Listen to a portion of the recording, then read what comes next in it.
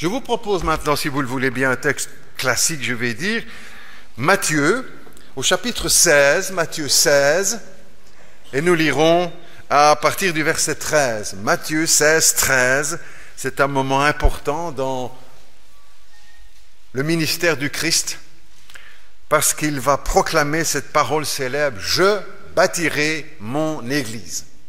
Matthieu, si vous le voulez bien, au chapitre 16 et à partir du verset 13. Matthieu 16, 13. Jésus étant arrivé dans le territoire de Césarée de Philippe, il demanda à ses disciples, « Qui dit-on que je suis, moi, le Fils de l'homme ?» Ils répondirent, les uns disent que tu es Jean-Baptiste, les autres Élie, les autres Jérémie ou l'un des prophètes. Et vous, leur dit-il, qui dites-vous que je suis? Simon-Pierre répondit, tu es le Christ, le Messie, le Fils du Dieu vivant. Et Jésus, reprenant la parole, lui dit, tu es heureux, Simon, fils de Jonas, car ce ne sont pas la chair et le sang qui t'ont révélé cela, mais mon Père qui est dans les cieux. Et moi, je te dis que tu es Pierre, et que sur ce roc, je bâtirai mon Église, et que les portes du séjour des morts, les puissances des ténèbres, ne prévaudront point contre elle. Je te donnerai les clés du royaume des cieux. Ce que tu liras sur la terre sera lié dans les cieux, et ce que tu délieras sur la terre sera délié dans les cieux. Alors, il recommanda aux disciples de ne dire à personne qu'il était le Messie, le Christ. Dès lors, à ce moment, à partir de ce moment, Jésus commença à faire connaître à ses disciples qu'il fallait qu'il allât à Jérusalem, qu'il souffrit beaucoup de la part des anciens et des principaux sacrificateurs et des scribes, qu'il fut mis à mort et qu'il ressuscita le troisième jour. Jusque-là, notre lecture, si vous le voulez bien, pour ce matin. L'Église que Dieu veut, ce pourrait être le titre de notre prédication ce matin. L'Église que Dieu veut. Il est toujours utile de se poser ces questions, de savoir pourquoi nous agissons, dans quel but, quelle est notre raison d'être, et ne pas simplement agir par habitude, par tradition, parce qu'on a toujours fait comme ça, sans plus poser des questions. Il est toujours bon de se poser des questions et de se remettre en question. Non pas remettre l'Évangile en question, mais soi-même, et d'examiner, de réfléchir sur la manière dont nous vivons l'Évangile aujourd'hui. L'Église que Dieu veut. Alors, quelle est l'Église que Dieu veut? Quels sont ses caractères particuliers? Alors, tout d'abord, j'ai retenu, il faut que cette Église soit centrée sur le Christ. Ça, c'est la première caractéristique de l'Église que Dieu veut. Centrée sur le Christ. Peut-être que certains vont dire, mais bien sûr, pasteur, on sait tous, ça c'est évident, c'est une vérité de la palisse. Mais je vais vous le dire un peu sur d'autres formes, et vous allez comprendre que ça met les choses au point ou au clair, en quelque sorte, et que ce n'est pas toujours comme ça. Le centre de l'Église, ce n'est pas la louange, même si la louange a beaucoup d'importance. Le centre d'une Église, ce n'est pas la louange, ce n'est pas le Saint-Esprit. Le centre de l'Église. Ce n'est pas le baptême, ce n'est pas la Sainte Sainte, ce ne sont pas les chrétiens, ce ne sont pas les dons spirituels, c'est Christ. C'est Jésus le Seigneur, mort, ressuscité pour nos péchés. C'est lui sur quoi toute la vie de l'Église doit se centrer ou se concentrer. C'est lui le pilier de l'Église, sa vie, sa mort, ses miracles, son enseignement, ses promesses. C'est lui qui bâtit l'Église, le Christ. C'est lui qui est la tête de l'Église. C'est lui, Jésus, qui est le chef de l'Église. C'est lui qui est le centre de l'Église. La Bible dit en effet que Dieu a voulu que toute plénitude habite en lui, en Jésus-Christ. Ou encore, la Bible nous dit que nous avons tout pleinement en Jésus-Christ. Ne cherche pas plus que Jésus-Christ. Parce qu'en lui, nous avons toutes choses. La Bible dit encore que Dieu a couronné Jésus-Christ. La Bible dit aussi que Dieu l'a fait Seigneur et Messie. Et la Bible ajoute encore que Dieu lui a donné à Jésus-Christ le nom qui est au-dessus de tout nom, afin qu'au nom de Jésus, tout genou fléchisse sur la terre et dans les cieux, et que toute langue confesse que Jésus-Christ est Seigneur à la gloire de Dieu le Père. Et certains diront peut-être, est-ce que vous ne croyez pas que vous en faites un peu trop, ou qu'on en fait un peu trop en agissant de cette manière? Mais la réponse est dans le texte que nous venons de lire. Dieu a voulu lui donner le nom qui est au-dessus de tout nom, afin que toute langue confesse que Jésus-Christ est Seigneur, à la gloire de Dieu le Père. Tout ce que nous faisons pour le Christ vise la gloire du Père. Et tout ce que nous devons faire doit passer par le Christ, par celui qui est le centre de l'Église. C'est lui qui est le Fils de Dieu, c'est lui qui est le Sauveur du monde, c'est lui qui est l'alpha et l'oméga, le commencement et la fin, le premier et le dernier, le Créateur, le chemin, la vérité et la vie, le Prince de la paix, Emmanuel, la postérité de David, le Messie, le bon berger, la parole de Dieu, le Rédempteur, l'agneau de Dieu, l'étoile du matin, la lumière du monde, le pain de vie. C'est lui qui est Dieu fait homme, qui est le chef de l'Église, la tête de l'Église. C'est lui qui est le cep, c'est lui qui est le vivant, c'est lui qui est la résurrection et la vie, c'est lui qui vient d'en haut, c'est lui qui vient du ciel, c'est lui qui est sorti de Dieu, sorti du Père, c'est lui qui est au-dessus de tout, c'est le seul qui nous conduit à Dieu, c'est le seul médiateur entre Dieu et les hommes. C'est lui qui doit être au centre de la vie de l'Église. L'Église se construit sur Christ, elle se construit par Jésus-Christ et elle se construit pour Jésus-Christ à la gloire de Dieu le Père. C'est comme cela que Dieu l'a voulu et que Dieu le veut encore aujourd'hui.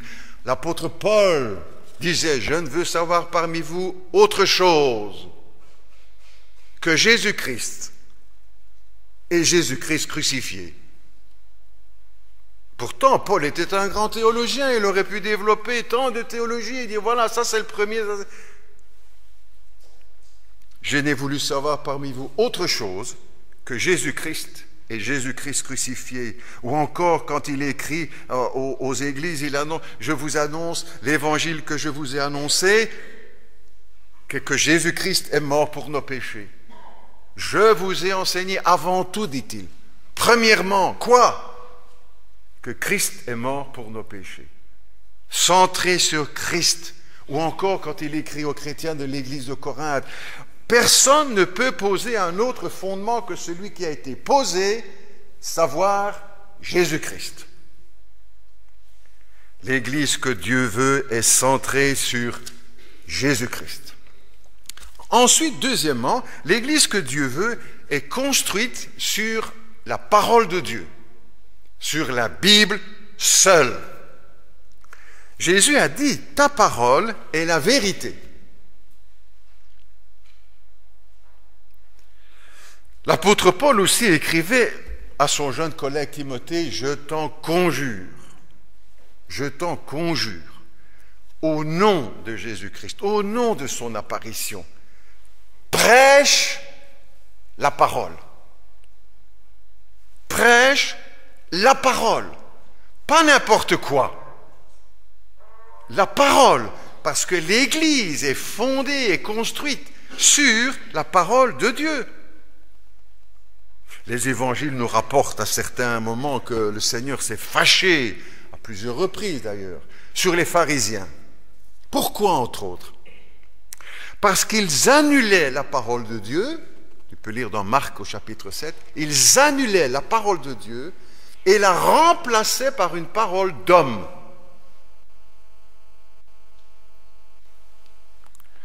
Une église, la première église qui fut jamais fondée, a été fondée à Jérusalem. Ce n'est pas pour rien que cette ville est encore le point le plus chaud de toute la planète, n'est-ce pas? La première fois la première église qui fut jamais fondée, Jérusalem. Et l'apôtre Pierre va prêcher la première fois l'évangile. Et c'est la fête de la Pentecôte, il y a beaucoup de monde à Jérusalem, il va y avoir 3000 conversions en un jour.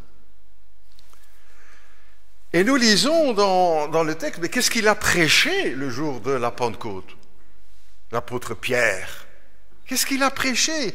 Il a prêché le Christ des Écritures, le Christ de la Bible. Et si nous lisons, vous lisez à la maison dans Acte 2, la prédication de l'apôtre Pierre le jour de la Pentecôte, sans cesse, n'est-ce pas, il cite la parole de Dieu, la Bible.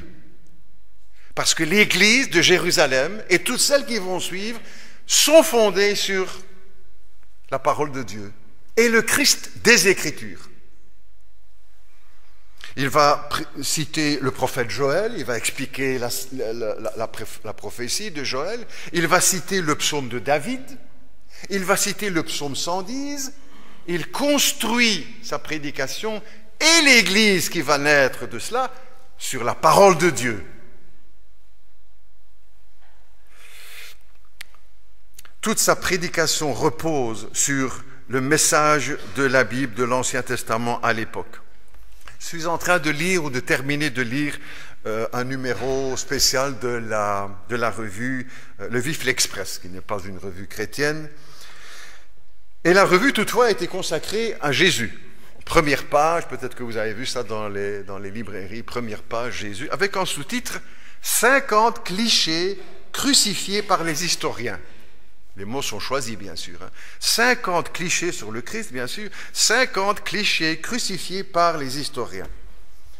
Quand je lis tout ça, il ne reste plus rien des évangiles dits du Nouveau Testament. Ils construisent un nouvel évangile. 2000 ans après, ils reconstruisent un nouvel évangile. Et c'est cela qui va, entre autres, abreuver des milliers de lecteurs de cette revue. Les fossoyeurs de l'Évangile sont à l'œuvre, vous savez. Les fossoyeurs de l'Évangile sont à l'œuvre, mais ils seront eux-mêmes enterrés quand la parole de Dieu sera encore pleine de vie. Ils seront eux-mêmes enterrés quand la parole de Dieu sera encore pleine de vie. Jésus a dit, le ciel et la terre passeront, et avec eux, je paraphrase, et avec eux tous les historiens, les exégètes, les théologiens, les archéologues et autres spécialistes du néant. Le ciel et la terre passera, mais mes paroles, a dit Jésus, ne passeront pas. C'est sur la parole de Dieu que l'Église doit être fondée et construite. De la même Église des mêmes Églises qui ont été fondées par la parole, Jésus a dit, je bâtirai mon Église.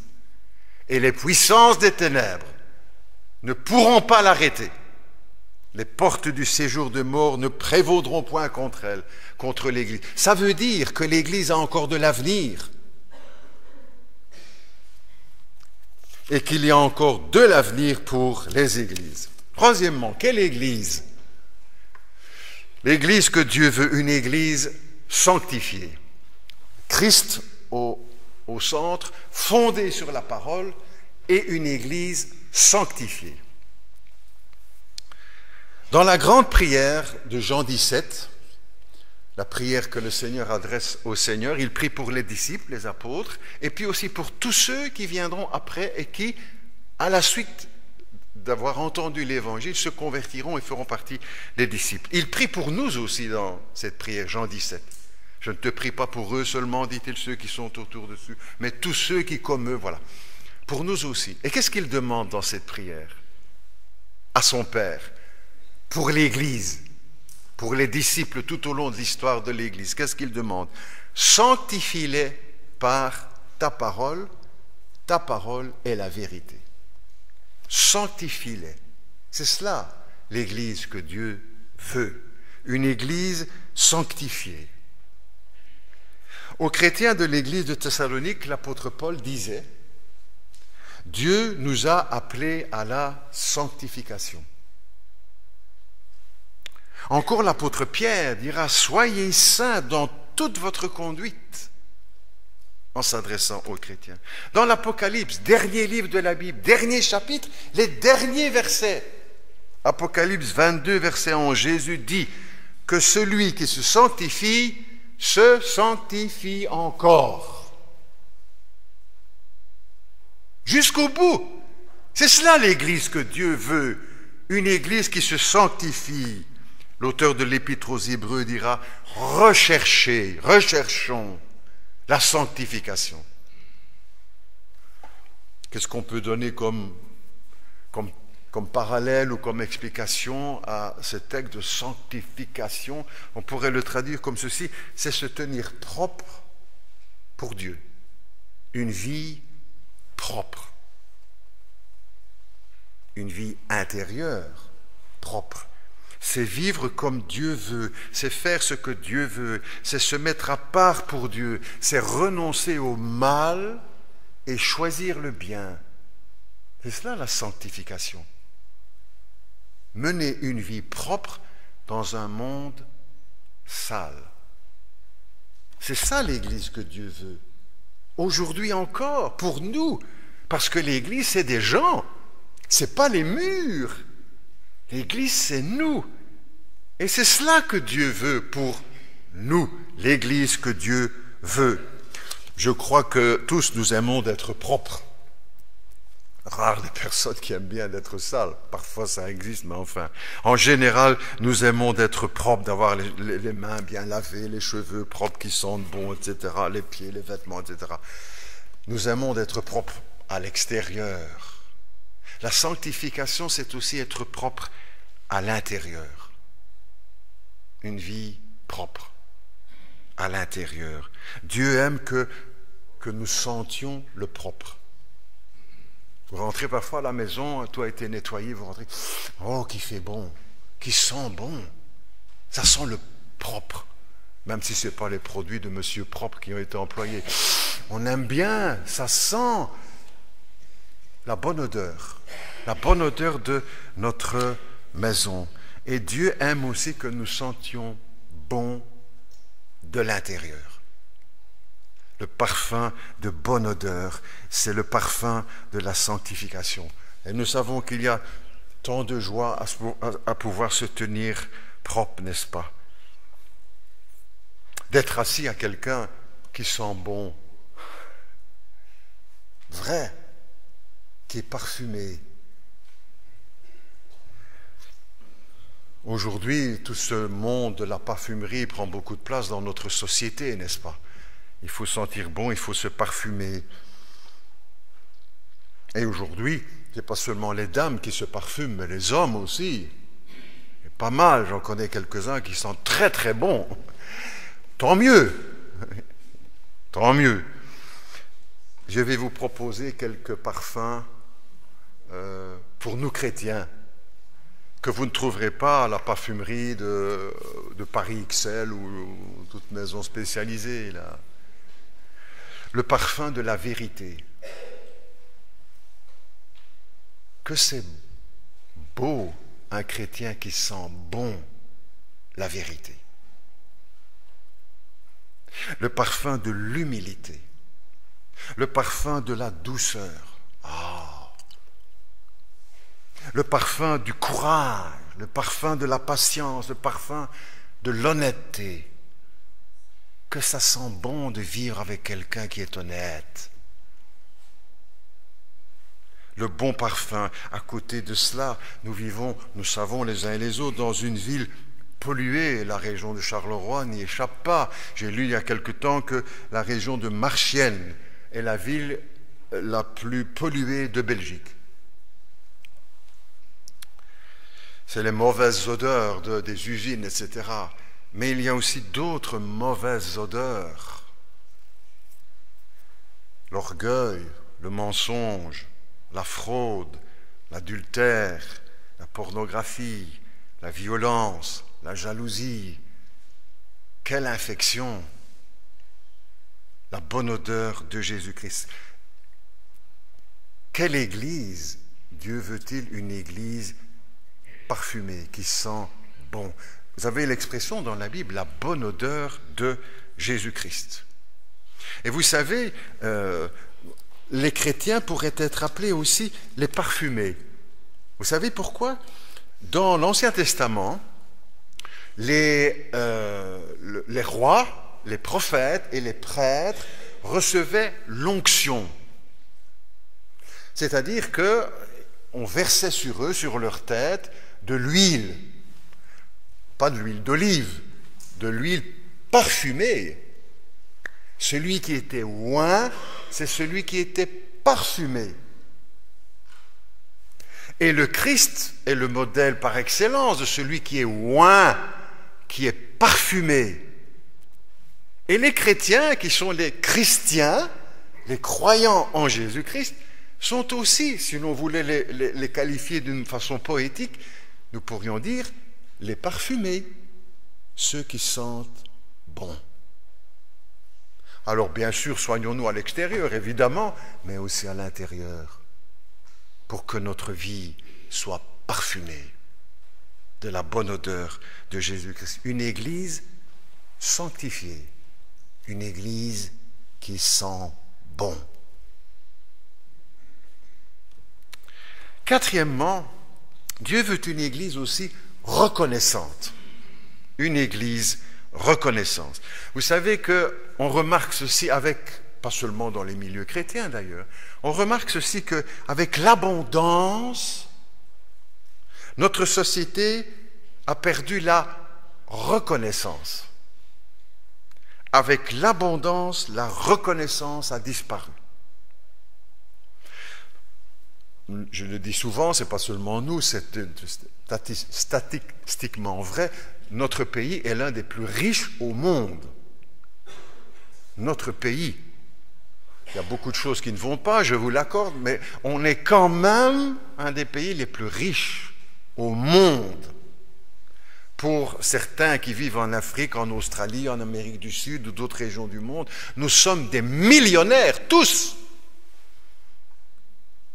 Nous vivons dans une société d'abondance. Et en même temps, nous devenons aveugles.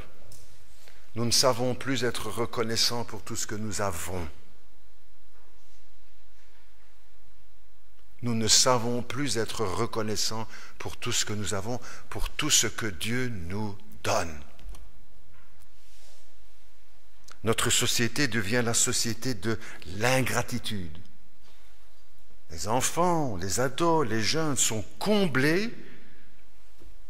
Ils ont tout ce qu'ils veulent, ou presque tout ce qu'ils veulent, mais ne savent pas dire merci. On dira, oh, mais ça c'est les jeunes, mais pas seulement les jeunes, vous savez. Nous aussi, les grands, les aînés, les adultes, les parents, les grands-parents. Et très souvent, nos enfants ne savent pas dire merci, parce que même à la maison, ils n'entendent pas que l'on dit merci, que les parents disent merci.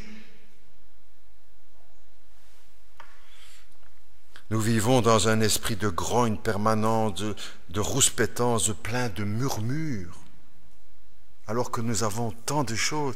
Dieu veut une église reconnaissante, qui sait dire merci. Et vous savez, plus un chrétien est spirituel, plus il va être reconnaissant. Plus un chrétien est spirituel, rempli du Saint-Esprit, n'ayons pas peur des mots, plus il va être reconnaissant. Savoir reconnaître les bienfaits que Dieu nous accorde. Nous avons des vêtements, un ordinateur, parfois deux, une télévision, parfois deux, une cinquantaine de chaînes, du chauffage, des médicaments, une maison, une auto, une moto, un vélo, un GSM, parfois deux, parfois trois, le GPS, le home cinéma, un lit, des chaussures, des médecins, des hôpitaux, des magasins. On ajoute la liste pendant... Et nous ne savons pas encore être reconnaissants. C'est pas que tout cela est mal, n'est-ce pas? Je ne suis pas en train de dire que c'est mal. Mais ça appelle la reconnaissance. Est-ce que nous y pensons? L'Église que Dieu veut doit être une Église reconnaissante. Mais pas seulement pour les questions matérielles, aussi les questions matérielles bien sûr, mais aussi sur le plan spirituel. Vous avez une Église Vous avez déjà pensé de dire merci au Seigneur pour l'Église? Dire, oh, ben, elle n'est pas parfaite. Non, non, d'accord, mais vous avez quand même une Église. Il y a beaucoup de régions dans le pays où il n'y a pas d'église. Il faut faire 20, 30, 40 kilomètres pour aller à l'église. Et quand il faut faire ça, on n'y va pas. Il n'y a pas d'église. Il y a beaucoup d'églises aussi où il n'y a pas de pasteur. Vous avez un pasteur. Vous avez déjà pensé dire merci? Pas à moi, mais à Dieu. Il y a beaucoup d'églises où il n'y a pas de pasteur. En plus, vous en avez un bon. Je le dis comme ça, je vais un peu plus vite, n'est-ce pas? Vous avez des anciens, n'est-ce pas? Une église avec des anciens qui travaillent dans l'église avec honnêteté, avec dévouement, qui aiment l'église, qui servent l'église. Vous avez déjà pensé de dire merci au Seigneur? Bon, les choses ont l'air d'aller toutes seules dans l'église, ça avance dans le bon sens. Mais il y a une direction à l'église. Vous avez déjà pensé d'être reconnaissant au Seigneur pour vos anciens? Vous avez une école du dimanche. On s'occupe de vos enfants. Ce que vous avez de plus précieux, vos enfants, on les confie. Il y a une école du dimanche, on les accueille, on s'occupe d'eux, on les enseigne, on leur apprend à chanter. Vous avez une garderie. On prend soin de vos bébés, de vos tout-petits. On change les langes de votre bébé. On l'endort quand il doit s'endormir, on lui donne le biberon si c'est l'heure du biberon. Vous avez déjà pensé de dire merci au Seigneur? On s'occupe des jeunes, on s'occupe des ados, on va visiter les personnes âgées. Vous avez une librairie, vous avez une équipe de visite, vous avez une équipe de nettoyage pour que tout soit propre quand on vient le dimanche. Vous avez déjà pensé de dire merci au Seigneur pour votre Église? Dieu veut une Église reconnaissante. Vous avez déjà pensé aussi au bâtiment. On dit, oh, mais hier on a eu la rencontre, entre autres, et un des frères qui était là avec nous, invité, il disait, l'église, c'est pas le bâtiment. Il venait originaire d'Indonésie. Il dit, nous, quand j'étais là, en Indonésie, l'église, c'était en dessous d'un arbre, mais c'était l'église. Bien.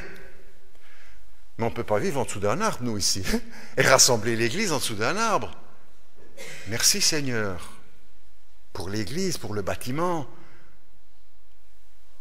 Nous pouvons nous rassembler, nous pouvons inviter des voisins, des amis, des connaissances.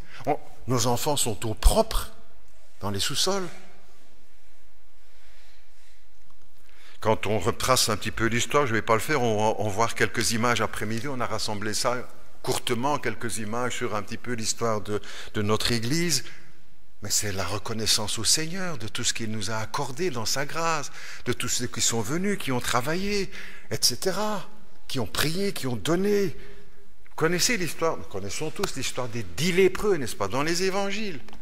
10 lépreux qui sont guéris. Les lèpres, c'était le sida de l'époque, ou le cancer de l'époque, on ne s'en sortait pas, on mourait à petit feu.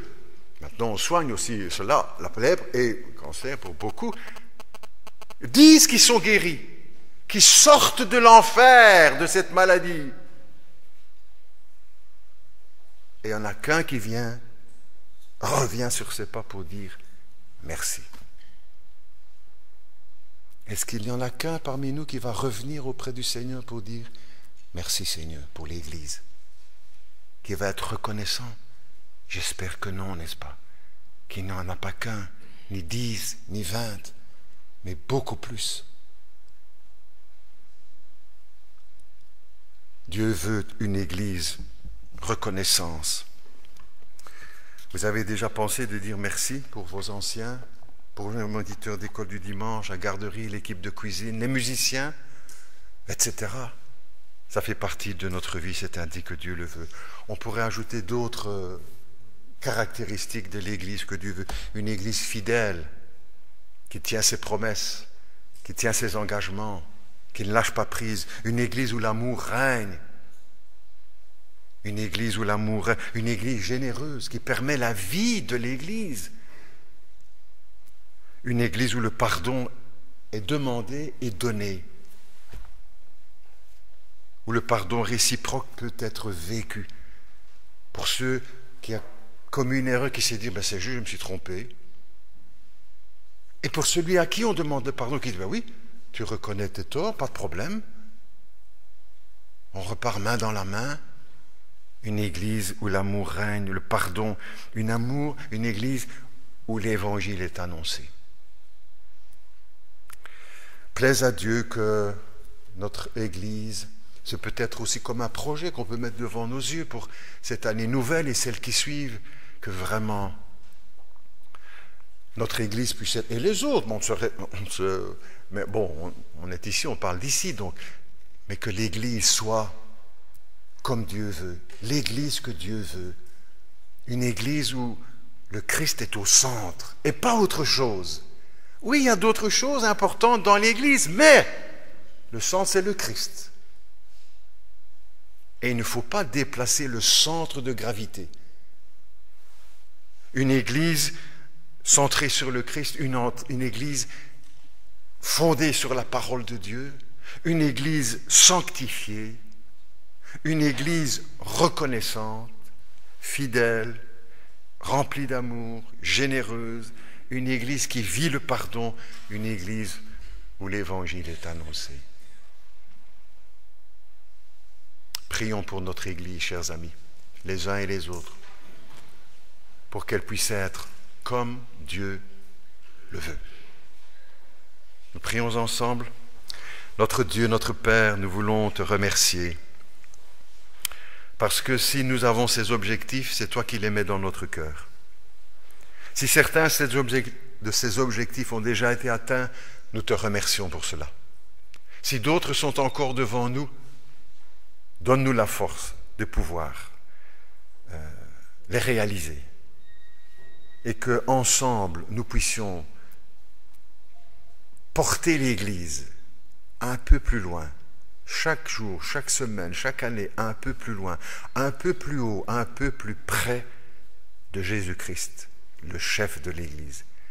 Aide-nous chacun, Seigneur, à entrer dans cette vision de l'Église, comme Dieu le veut, comme cela nous a été transmis dans les Écritures, et qu'ainsi, Père Céleste, ton nom puisse être glorifié et se répandre dans notre région et au-delà de notre région.